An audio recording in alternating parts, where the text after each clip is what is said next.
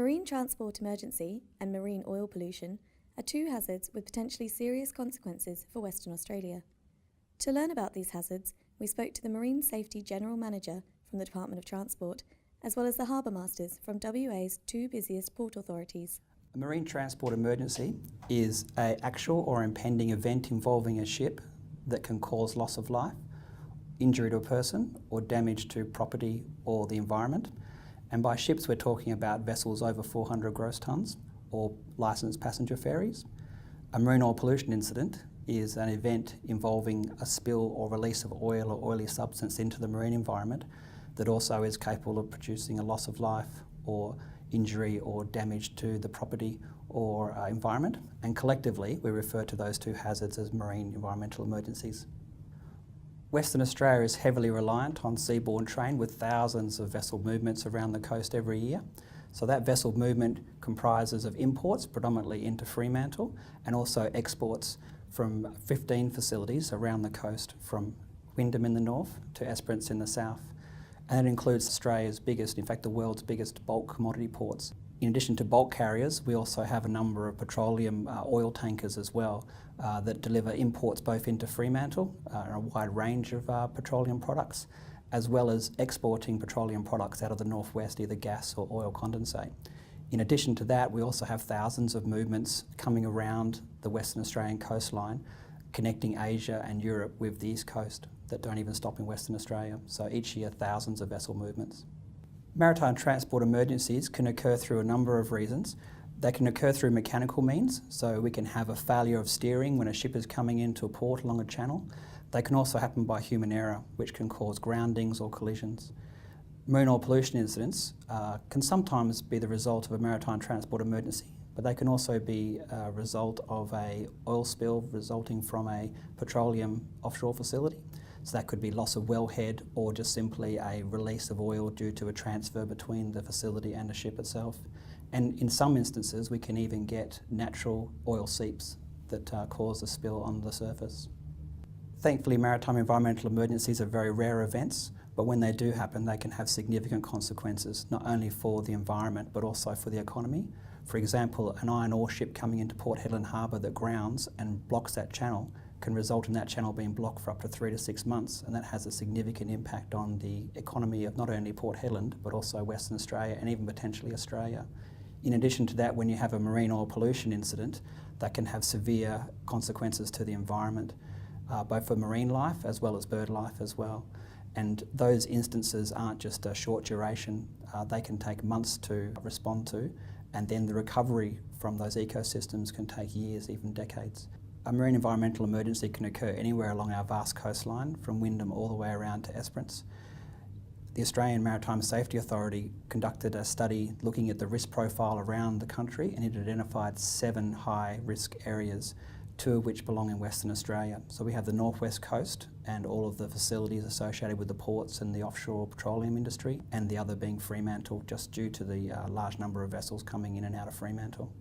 So in relation to the port authorities and the important role they play, clearly the port authorities are places where lots of ships visit, so it makes sense that they're best positioned to provide immediate response and to also provide a comprehensive response for lower level incidents.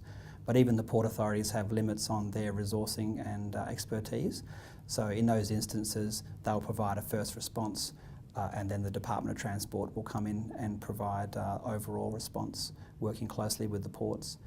In addition to that, the Port Authority boundaries are only relatively small and confined to the major centres. You've got large expanses of coastline where there is no Port Authority. So in those instances, the Department of Transport is the controlling agency. And in addition to that, we also have 9 shipping and pilotage ports that form outside of the Port Authority. So the Department of Transport is the controlling agency for those as well. So we have a really close working relationship with the Port Authorities. We share equipment, we provide training to their people, and we exercise regularly all sorts of incidents.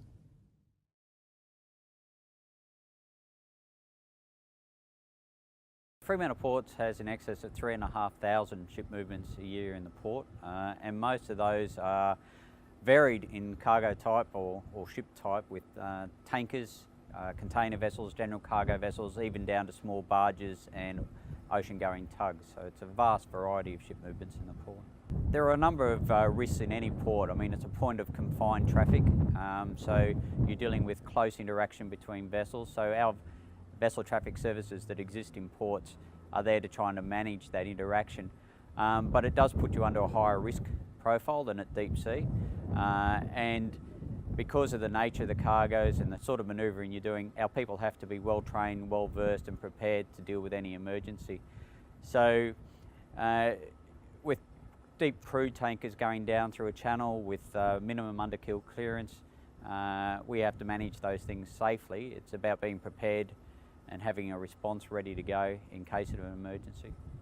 Many of our trained responders in the port are asked to attend national spills and international spills. Some of the staff here and myself both attended the Rena incident in New Zealand with the grounding of the container ship. And it's through that experience we gain vast knowledge. We exercise often, but it's really the hard-hitting incidents that give us the skills and experience that translate into high performance in a spill in the port.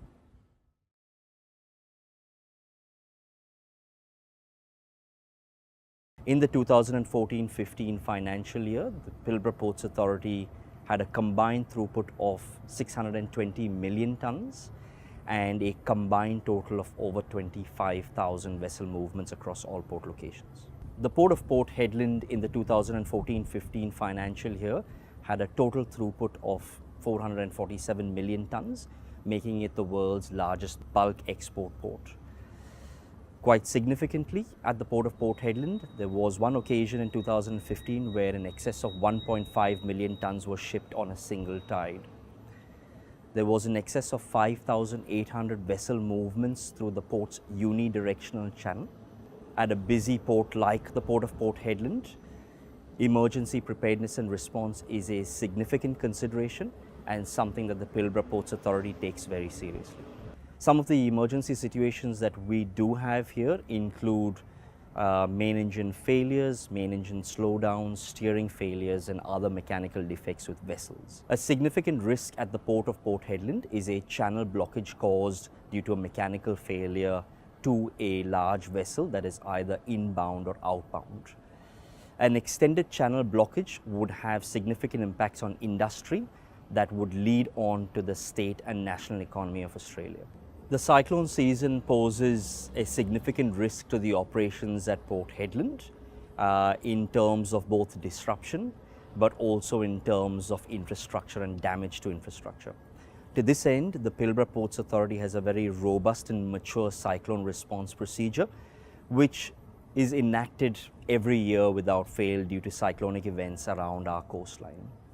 During a cyclone, in a phased manner, the port is cleared of all shipping to ensure that ships both are safe away from adverse weather, but also our people that work here have an adequate amount of time to secure the infrastructure here and get home safely.